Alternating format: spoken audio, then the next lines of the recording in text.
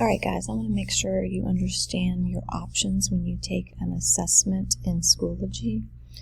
Every one of them is set up to have it read to you. So if you look up here at this toolbar, you can click on the play button and it will start reading everything to you. You can pause it when you want to pause it. You can stop the speech playback. You can screen mask it, so you can just have it so certain things show up. You also have this toolbar over here, and if you click on the bottom arrow and expand it, it allows you to review each question. You can flag them for review. You can eliminate your choices. You can use a notepad. And then you can click it to full screen. On certain assessments, you can use a calculator, and that will pop up over here as well.